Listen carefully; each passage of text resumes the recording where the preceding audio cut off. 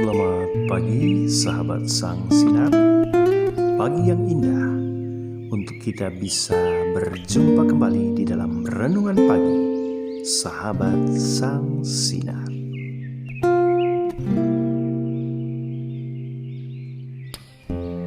Banyak yang kau perbuat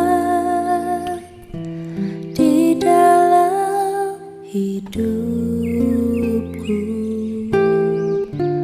rancangan indahmu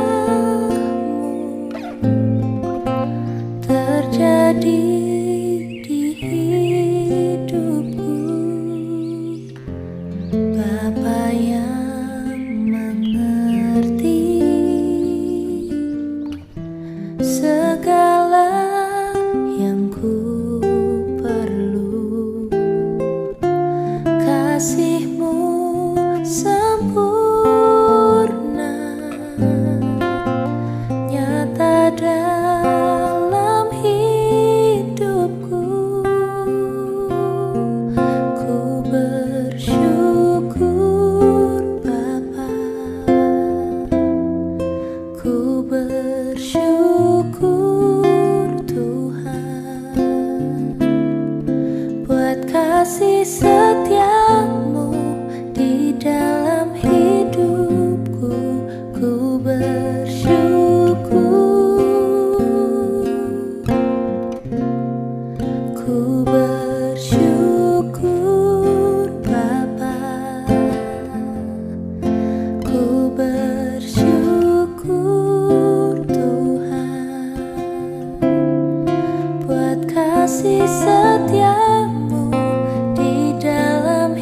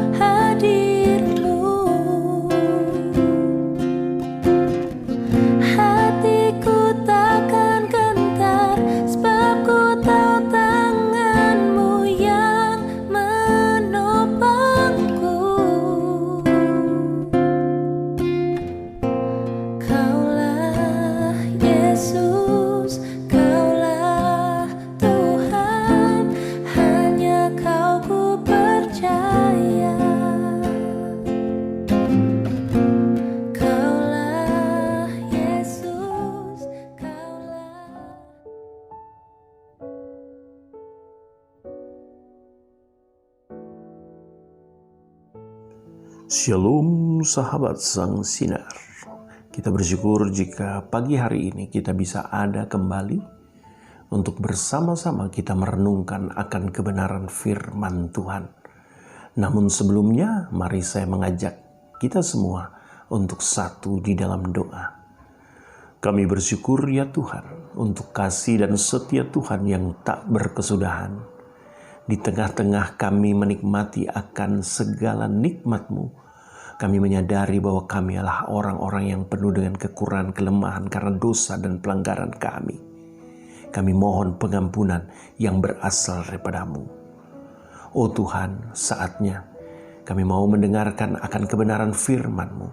Siapkan hati dan pikiran kami Tuhan, supaya kebenaran firman Tuhan yang kami dengar menguatkan iman percaya kami, meneguhkan kami untuk kami terus bergantung, berharap bukan kepada manusia, tetapi hanya kepada-Mu. Inilah doa kami, di dalam nama Tuhan Yesus kami berdoa dan bersyukur. Amin.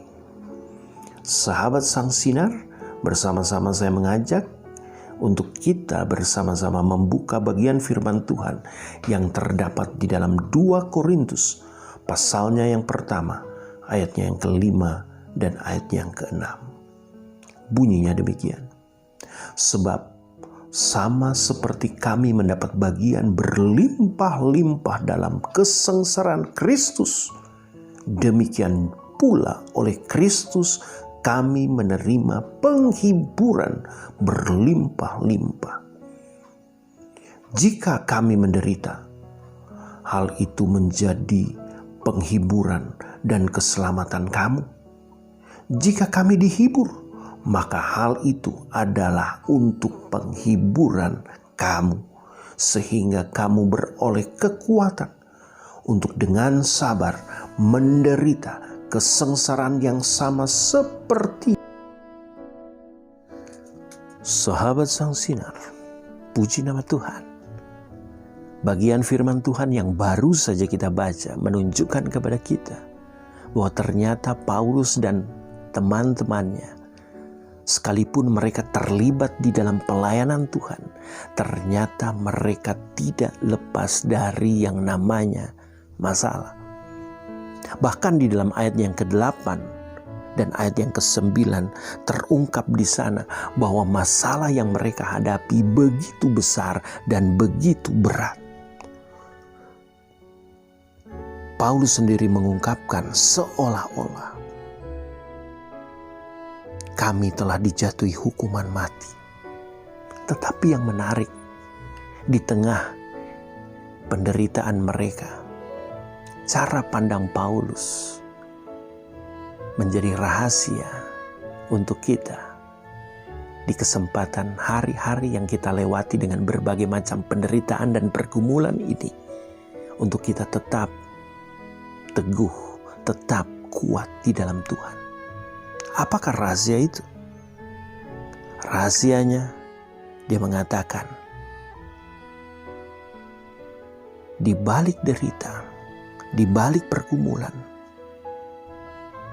hal itu terjadi supaya jangan menaruh kepercayaan pada diri kami sendiri, tetapi hanya kepada Allah yang membangkitkan orang-orang mati. Bukankah hal ini menunjukkan kepada kita bahwa ada penghiburan yang pasti di dalam Allah yang kita sembah? Ada penghiburan yang pasti di dalam Allah yang sudah menyelamatkan kita. Sehingga ketika kita diperhadapkan dengan berbagai macam masalah, tatkala mata kita tetap tertuju dengan iman bahwa kita punya Tuhan yang sanggup melakukan segala perkara. Inilah dasar bagi kita untuk tetap melangkah dengan kekuatan yang datang daripada Tuhan. Karena Tuhan yang kita sembah, sekali lagi, adalah Tuhan yang mampu melakukan segala perkara. Mari kita satu di dalam doa. Oh Tuhan, kami bersyukur untuk karya keselamatan-Mu yang membuat kami untuk teguh di dalam hari-hari yang kami lewati, dengan kami terus bergantung berharap hanya kepada Tuhan.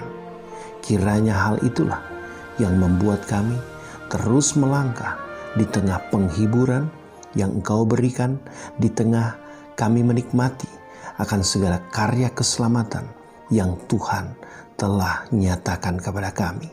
Terpujilah nama-Mu, di dalam nama Tuhan Yesus kami berdoa dan bersyukur. Amin.